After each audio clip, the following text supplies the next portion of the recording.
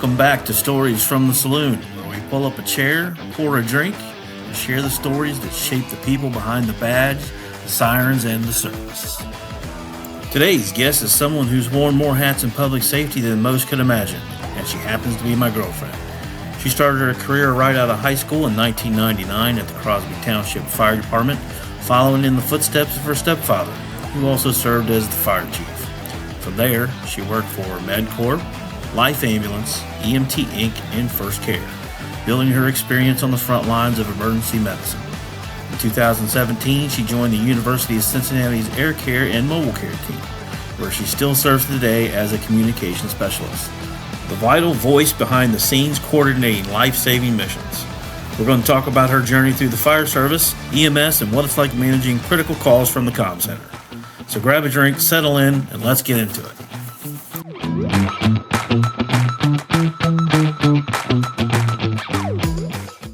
All right, welcome to episode 2. Our special guest didn't have to travel far for this episode. Thanks, Amber, for walking down the stairs for this interview. You're welcome. I had to put a face on and walk down 2 sets of steps. Yeah, that's a lot of work. So, we'll get right into it. So what did you do before getting into the fire service?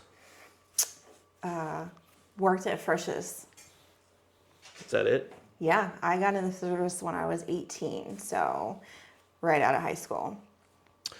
So fast food, just like me. My first job was McDonald's. First and only fast food restaurant. Never worked in one after that. So what made you get into the fire service? Both my parents were in the business, and then my dad was in it for a little bit. He's a volunteer, but I grew up with it, so. And where were they at? Fire department wise? So my stepdad was chief of Crosby, and my mom was the assistant chief of Crosby, and then both of them did a career firefighting in Delhi as well. Growing up with parents in the fire service, what was your first memory of finding out what they do?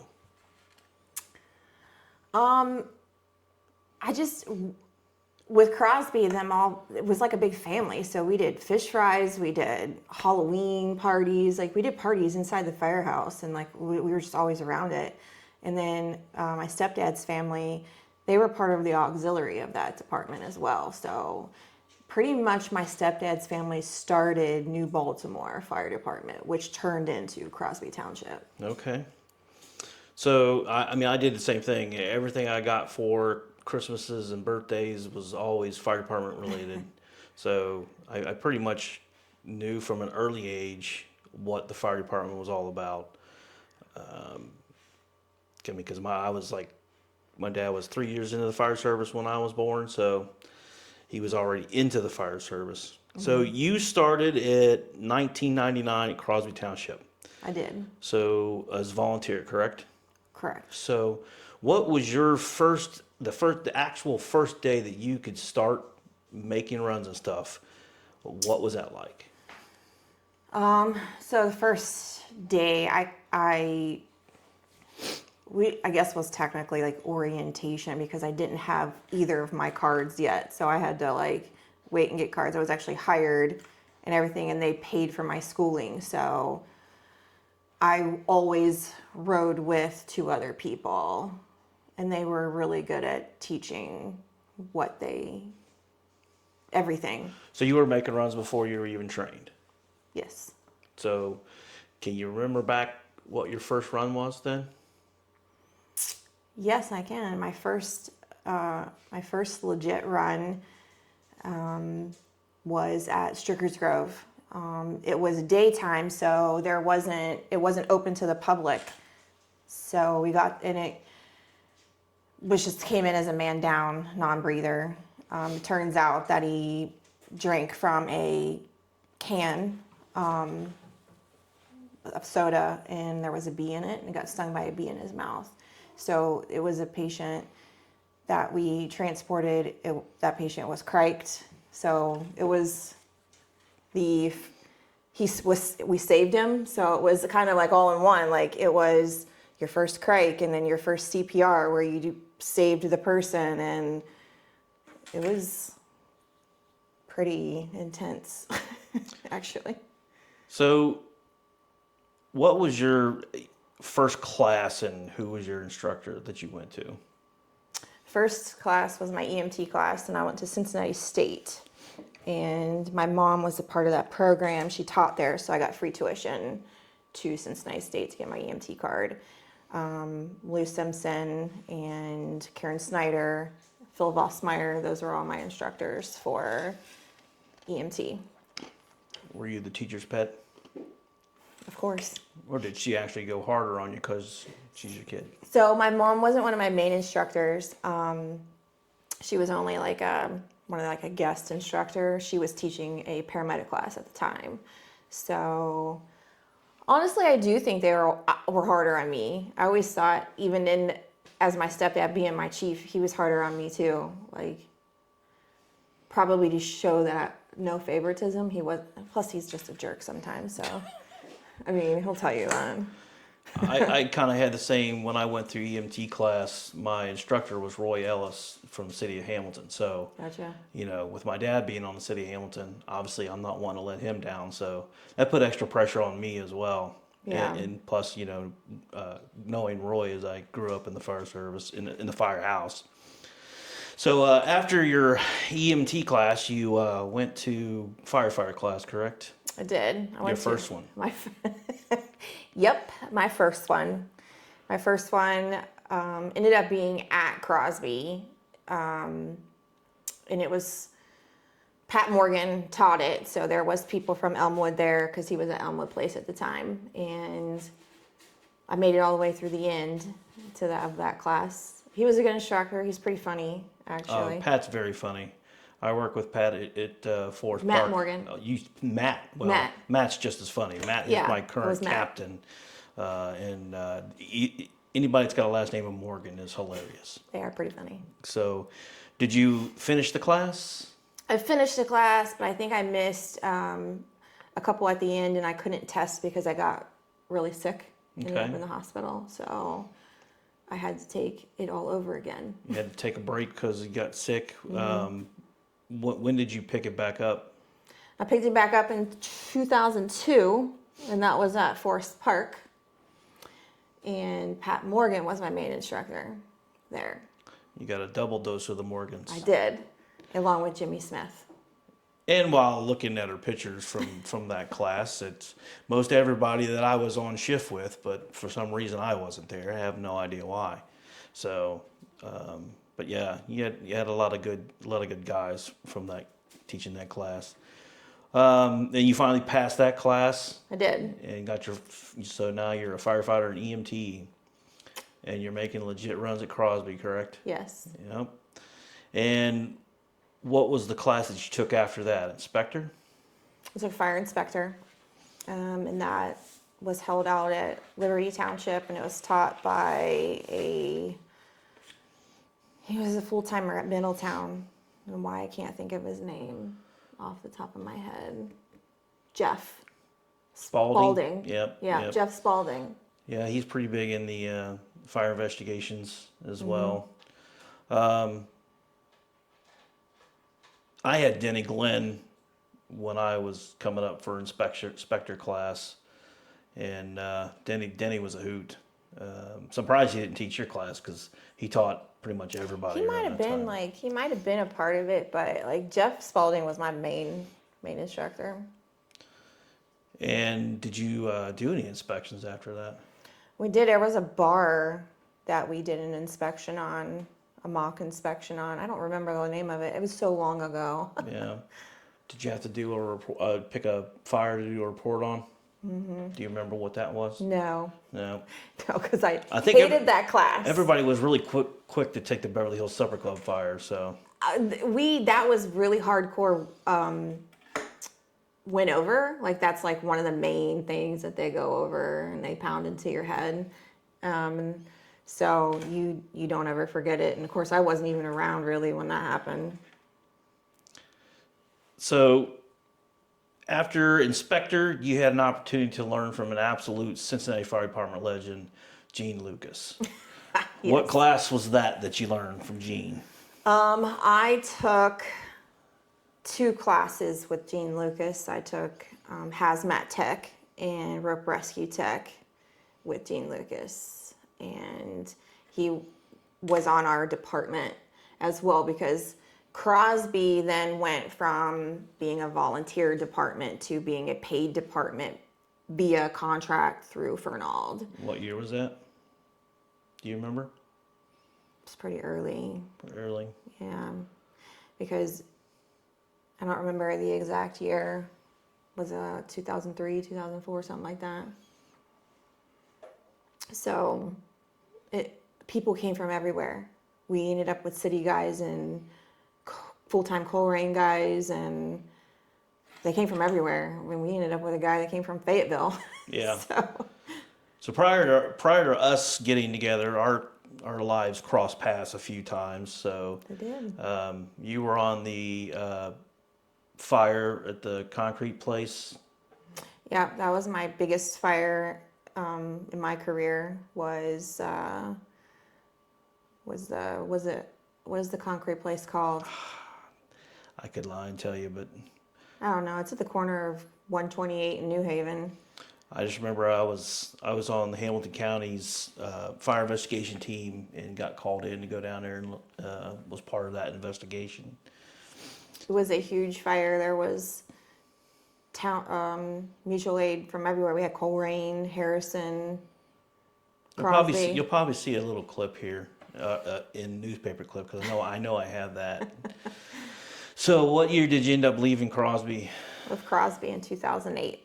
And why did you end up leaving in 2008? Just my time was done there. It was just time for me to go. And I think you already mentioned it, but what would you say your most memorable run from Crosby, at the time you were running Crosby, was? A run that I'll never forget. I mean, not even the biggest fire. I mean, there's things about that I don't remember, and even with my very first run, it being so ingrained in me. My run that I'll never forget is that I was called to a house for a wellness check because a husband couldn't get a hold of his wife, and his kid was there. And when we got there, the little girl, she kind of just put her arms out to me and wanted me to grab her and was crying, and she just told me, I tried to wake my mommy, but her eyes were they were open, but she wouldn't wake up. So I'll never forget that kid. She was dirty. I helped clean her up. So yeah, some of those things stick with us for many years, and you can still smell it. You can still taste it. So best firefighter prank. I know you got to have at least one. I mean, those guys did all kinds of things. I mean, I don't think there was ever a prank on me, but they would do things like put jelly underneath the handles, and when you go to get in the truck, like, they were like, oh. Now we're talking KY jelly, correct? Not grape jelly. No, not grape jelly. Yes, the lube. That's all they did? They're pretty mild compared to what I've seen. You know, I mean, Crosby, like, even though we were being paid, like, I had 5 jobs at that time. So, like, I was not there, like, a huge amount of stuff. I mean, they did a lot of stuff to each other. I don't know. I think we hung dummies up in the hose tower, so when you opened it, it looked like a body was hanging there. Yeah. So what would you say who would you say your favorite officer or supervisor was, and why during that time? Well, when I first started, I would tell you my stepdad, because he never treated me any different, and he was probably harder on me, and I think that made me a better person, a better EMT, a better firefighter at the end of the day. And there wasn't anybody that I trusted more than my stepdad with my life, so I would say him. Him in the you said early years, but did you have somebody else? Yeah, after that, my second chief would have been Chief Downard, and I adored him. He was very nice and compassionate, and always wanted to help. So I really learned a lot from him too. Mm-hmm. So you said you had like 5 jobs at that time. So that leads us into the next thing. After you left Crosby, what were you doing with your life? Well, the 4 other jobs that I had when I was at Crosby had nothing to do with EMS at all. No. What were they? I worked in a jewelry store and I sold jewelry. I worked in a bridal store. I did armed security. I did a little of everything. It sounds like it. So in 2008, after you left Crosby, you went on to your first private ambulance? First private ambulance I worked for, MedCorp. And let me tell you, there is a huge world difference between the two. Huge. Where were they transported, or where were they housed at? My station was down on a street called Chickering. It was like SD in Chickering in Cincinnati. And where did you do most of your transports to and from? Well, so we were contracted with facilities. So most of my transports were in and out of nursing homes, from hospitals to a nursing home, from a nursing home to a hospital, or patients going to doctor's appointments in dialysis. So I'm going to say no on the next question. Was the private ambulance service as exhilarating or rewarding as the fire service?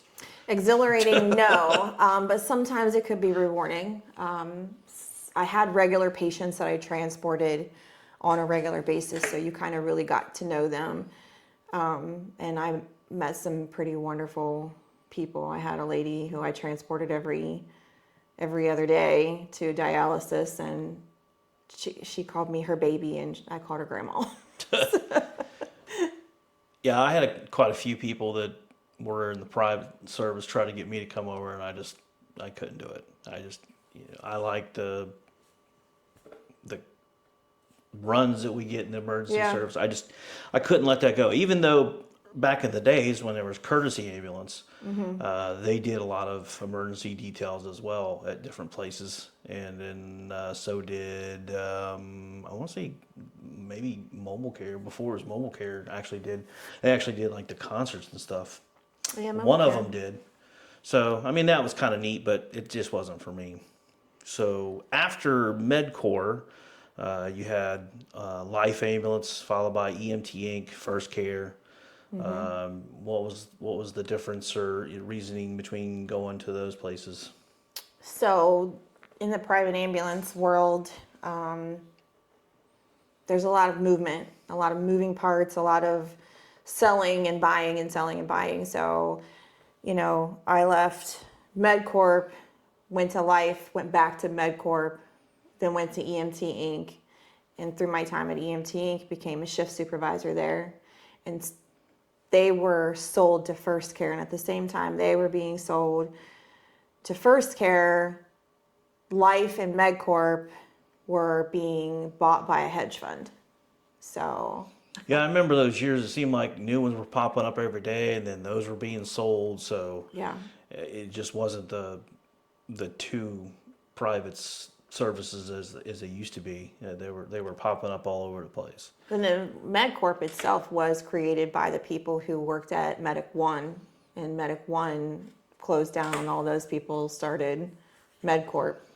So out of those, I mean, what different places did you run out of when you ran for those different ones? It was all in the city. All inside the city, and all did the same kind of transports? All did the same kinds of transports. There wasn't... the only difference between them all is that they all had different special event contracts, and the special event contracts are really what I liked about them, because I got to do football games. I was at Bengals games. I was at soccer games. A lot of different concerts. That was a big one that we did down at Riverbend. So that kind of leads me on to the next, like, which one of those, out of those, did you like running at the most?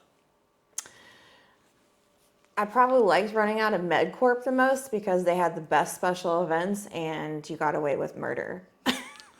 Now, what do you mean by getting away with murder? Like, you literally could just do anything. Nobody got in trouble ever, or... I mean, we just did what we wanted to do. So any of you watching that ran for MedCorp, please put in some comments of explaining what getting away with murder at MedCorp was, please. Well, they're not in business anymore, so there's that. Well, so did you go on to achieve any more certifications? I took my paramedic in 2011. And where did you take your paramedic at? In 2011, I took my paramedic, and it was through Butler Tech at Harrison Fire Department, and it was taught by Dale Vanderhader, who also is a legend. Absolutely. And who else was your teachers? Wayne instructors? Turner. Wayne Turner. And I'll never forget that man. Wayne Turner and I go back a long way. We were in EMT school together, and I'm trying to think if we even were in fire school together, but I know we were in EMT school together. He went straight to paramedic school, and I went on to EMTI school because I didn't feel comfortable going straight in. Wayne was smart enough to go straight into paramedic school. Wayne is and when I finally got into medic school, he was one of my preceptors. Wayne was one of the only instructors that literally brought me to tears. Yeah. Can you explain? I've been yelled at by Jimmy Smith, and Wayne Turner is the only person that could bring me to tears. I was yelled at by Jimmy Smith quite a bit too. So, yeah. So how did Wayne bring you to tears?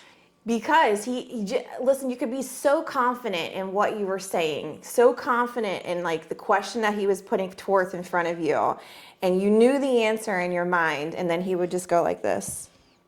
Are you sure? Sure, yep. And then all of a sudden I'm like, oh, and I go in panic mode, and I don't know because and he's not mean about it or nothing. Like he just has a way of being intimidating. That was a trick back in the day. He did it to get people to panic when you'd be done, and they would say, "Are you sure you're done?" But it wasn't just panicking. The saying of saying, "Are you sure?" It was the, "Are you sure?" So during class, Wayne was helping out, and I went in there for, I want to say a trauma thing, and he probably gave me the hardest one you could give me, a pregnant female is entrapped and this, that, and the other, and I nailed it, and then when I went to National Registry, he was a preceptor. Yeah. And I was like, oh God, he's going to give me a hard one just because he knows me. And he went in, it was just something simple. I almost laughed, but yeah, I like Wayne. He was at the other station. I was at Station 2 out, and he was at Station 1, but Wayne was very intelligent. Yeah. And his son got into service, and his son just got promoted at Middletown, actually. Well, good for him. Yeah. I could see that. I remember always, and Wayne would tell me too, he would tell all of us, now, if I have a heart attack, don't you dare give me amiodarone. That was the thing. And I'm like, whatever you say, boss. Now, Dale was a different breed altogether. So I met Dale when I was running for Union Township, Westchester. And the guys used to play tackle football outside Station 3. And they're like, hey, Sims, you want to join? I'm like, yeah, sure, cool. Mind you, I was much younger at that time. So we get to go playing, and Dale's on the other team. And I go, and they pass me the ball, and I'm running, and Dale was a little older. And I'm thinking, okay. And he laid me out. And they're like, oh, yeah, he played semi-pro football. I'm like, thanks, guys. Thanks for that. So yeah, Dale's nothing. He would tell the stories from his semi-pro days. He would always start the class with some kind of story. There's always stories. Like one, he was saying that one of his football buddies was trying to lift a Volkswagen, and his muscle in his chest just rolled up. And another day I come in, he's writing on the board showing us how ants breathe. So yeah, it was always something with Dale. Yeah. I love Dale to death. The biggest thing with him, where you learned what he taught you, and you learned it well, is because he taught you every bit of pathophysiology of everything from the ground up. And he just had a way of teaching that made you put it all together, and it was like, oh, and it all clicked. Yes, especially when when myself as a bad test taker. I mean, he did a good job. The only other instructor I ever had that really helped me out in that category was Linda Fath in my EMTI. She really helped me on how to study. So Jimmy Smith, we didn't go over the story while you were in fire class. What happened with Jimmy? So we were in a live burn. And they were actually calling us out because it was getting too hot. And somehow my people left me and I didn't follow. So when we got out, he grabbed me by my collar and was basically yelling at me like, why weren't you with their group? You should have been with your group. You never go away from your group. And then he turned around and he started yelling at them and grabbed somebody else and was like, why'd you leave her behind? So yeah, Jimmy could get up in your face. I was like, oh shit, we're in trouble. I mean, I can't remember what you see. That was what year? What year did you go fire school? That would have been the 2002 year. 2002. When we were at Forest Park. Okay, so this would have been after. I mean, kind of in that same scenario. We ran with Green Hills a lot at Forest Park. So one New Year's Eve, they're like, "Hey, we're all out of service. You guys are going to be covering us." We're like, "Okay, we're used to it. Thanksgiving, Christmas, they go and party, whatever." But as the ball was dropping, we get dispatched to a structure fire on Damon Road. I think it was Damon. It was almost right across the Alzheimer's Center. Was that true? And it ended up being actually one of their members in a dispatcher's house. And we pull up, and it's Cape Cod, and the smoke's rolling out the front door. And Jimmy is my officer, and I'm in the back. And I can't remember who was driving. But Jimmy's on the nozzle, and I had the thermal image camera. And we start heading in that front door, and I scanning the room, and the whole floor is white, and I could see that it was collapsed. And I grabbed him by the turnout coat, and I pulled him back. I'm like, we can't go in. It's collapsed. And it was started in the basement, went like right up the mechanical space, and the only way to get to the basement was through the house, so we couldn't even get into the basement, and there were no basement windows, so it was a challenging fire. But yeah, I mean, Jimmy and I go back quite a few ways. I would say that was a pretty good class. Like the instructors were all great. We had Jimmy and Pat and Chris Isley and Jason. There were some other ones that kind of was in there with that, and man, I was tired all the time. Oh, Pat Morgan caught me sleeping all the time, and he took a picture of me one time, and then he put it in his binder, and he kept it in his binder for a while. You might ask him about that. So, Pat, if you're watching this, post that picture in the comments, please. So what ended up making you go to medic school? I held out and I held out and I held out, and this opportunity kind of came about where it was one of the best instructors you could have, and was at Harrison, and I lived in Harrison, so it was convenient, and so I took it. So it didn't have anything to do with your work at the time? Just the fact that you just wanted to get your... I had always wished that I would have done it sooner than when I did, because, I started in 2000, basically got my EMT card in 2000, and then I didn't go to medic school until 2011. And you completed medic school, but did you get your paramedic certification? I did not. What ended up happening with that? So I passed, I graduated and everything, and then with all of I did not have a fire card anymore. Once the state said that you had to start taking CEUs, I was no longer with Crosby at the time, so I didn't have any idea they expired my fire card. So I never planned to go to fire school ever in my life again. So I thought I would be stuck in privates. I'll be in the private sector, and I just didn't want to do it. So then I chose to do it. And then all of the companies that I was working for or had worked for started being bought and sold, bought and sold, bought and sold. And in working with all these places, it just having a paramedic card and a licensure working for those companies wasn't worth the risk. So I tested once with the state, and then I did not test anymore after that. So about 2017, what made you leave First Care and go to UC? I lost 2 really good partners to UC, and then I just decided that I was done losing good partners, and now I'm going to go work at one of the best places that you could work in a private sector.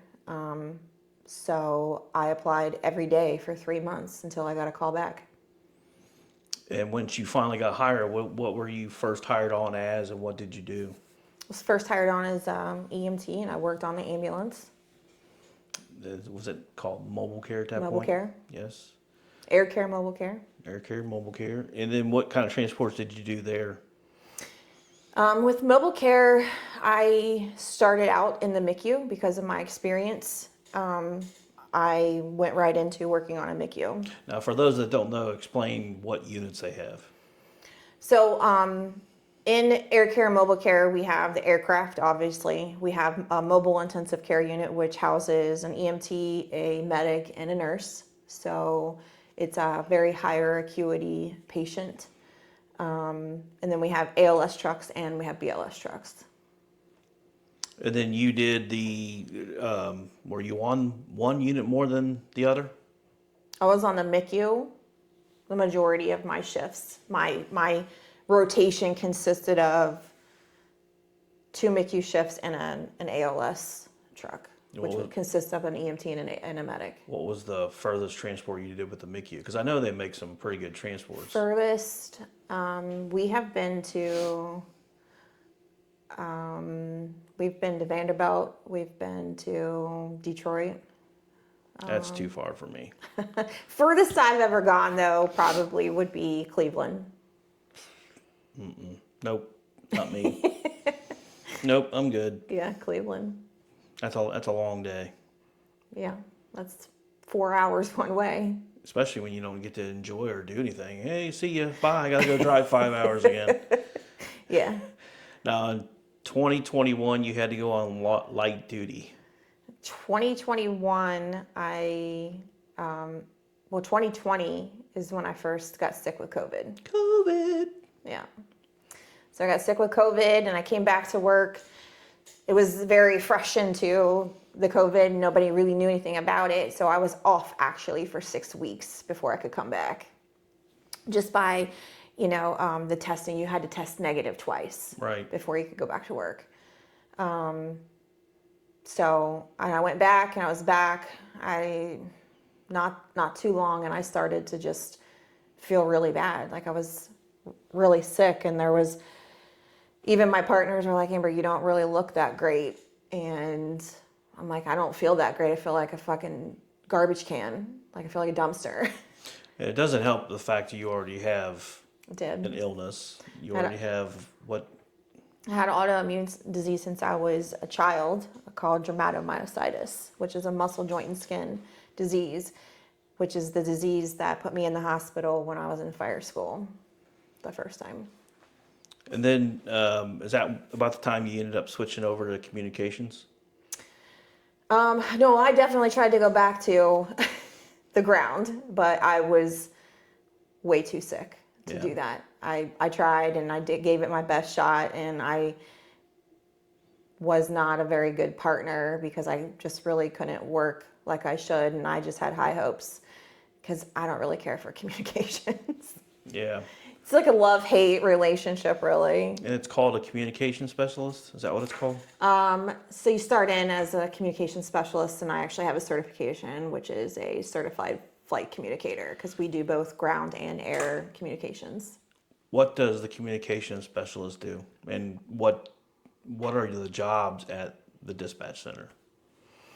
So we have, we dispatch all of our helicopters when any of the counties or surrounding counties in Kentucky, in Ohio, call. We actually do all of that. Any incoming helicopters from outside places, they communicate with us. So if they're coming into the city for any reason or any of our surrounding hospitals, we are the ones that facilitate all of those calls. And then with the ground, we dispatch our units to other hospitals or whatever, any calls that come in for those too. And you get to ride in a helicopter to get ice cream. Yeah. We don't get ice cream anymore though. Now, do you still do transports? I do. I still go back and work on a truck on occasion for overtime. And I consider going back to the road often, but I don't know. I'm kind of just doing what's flexible for me right now because I think we're just living a good life and I have to be flexible. And I don't know which one would be more flexible. Do you miss the fire service? I do. I miss the kinds of calls that we would get versus what I felt like you're always learning more in the fire business, but also there's always that kind of adrenaline or rush that you're seeking in those kinds of runs. They're just different. I mean, all of ours are pretty monotonous. Same things. I'm taking them to a facility, or not downgrading any of the calls that we get, because the MICUs do get very sick people, and those kinds of patients do make you use your brain. But you kind of miss the calls in the field where you're getting them and you got to figure out what's wrong with them. Okay, they've got this going on. They've got this going on. What do we do with this? The critical thinking is what I miss. Do you miss the fire service when you hear about my 7 runs after midnight nights? Sometimes. Sometimes, yeah. I can deal without the 7 runs after midnight, but it is what it is. I like being busy. I think I say that sometimes because in the privates, when I worked from all them other companies, they didn't care. Like, I could be on a 24-hour shift and they didn't care. If it's 3 o'clock in the morning and they need you to go to Cleveland, you're going to Cleveland. They didn't care.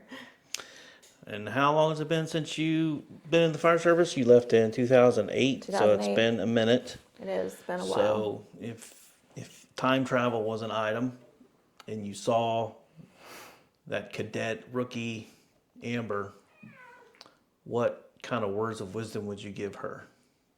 The words of wisdom that I would give her is, don't get in this business. Why? It's a rewarding business. It is. It is very rewarding, but it's also not rewarding at the same time. I mean, I think that it's a different kind of reward. Yeah, I mean, I think that in essence, like I have tried to go do other things.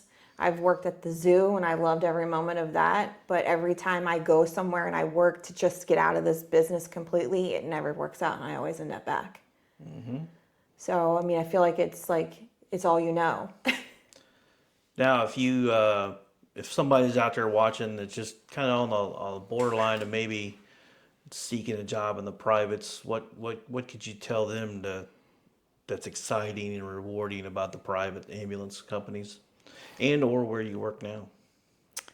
Where I work now can be very rewarding. Like I said, we do take very sick patients, and UC is it's a level 1 trauma center, so we see a lot of things. A lot of things come into us, and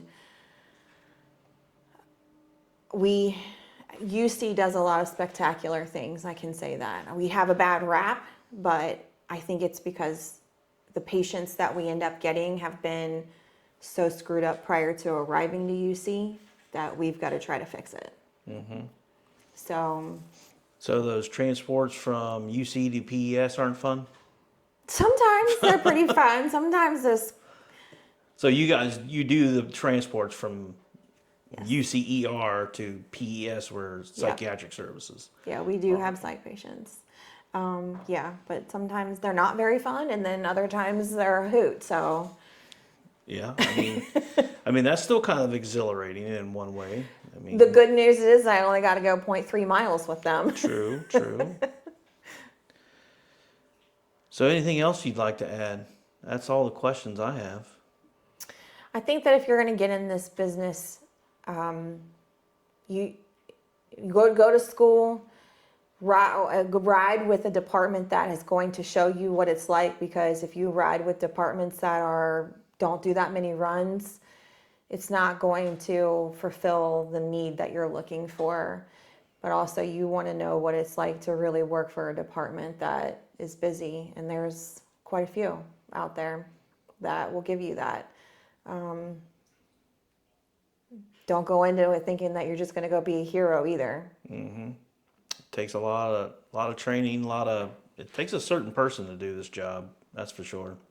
It is. Now, you grew up in Harrison. Did you ever try to get on Harrison? I did try to get on Harrison. They used CPAT, the challenge for theirs. I didn't pass that. Yeah. It's not an easy thing to pass. No, funny story, I've passed quite a few, and I was looking to get on Harrison part-time, and I failed the test too. So yeah, it just wasn't a good day for me. It happens, and I'm like, yeah, you know what, it's fine. I don't need it. Yeah. It was meant to be. So yeah, because I tried to get on there because I working with Crosby, there was a paramedic service that runs paramedic for Harrison, Whitewater, Cleves at the time, and Crosby. So we all worked pretty tight-knit together. We did mutual aid trainings together. So it was like, if you're going to run on a department, you would run with people that you knew. So that's why I tried to get on Harrison. But they didn't. They also never really had a lot of females on their department either. Back then, there wasn't a lot of females on departments at all. So, like I said, that's all the questions I have. Stay tuned for more episodes. I have a few lined up that I'm looking to get in here to talk about their stories and go from there. And hopefully we can get you some good episodes. Yeah, I'm kind of boring. But you were convenient. You're right I'm at the top convenient. of the list. she was right upstairs. I can't stand you right now. I'm surprised none of the cats have decided to meow while we're doing interviews. So that's typical. Again, thanks for joining us, and we'll see you next time. Deuces. Happy birthday,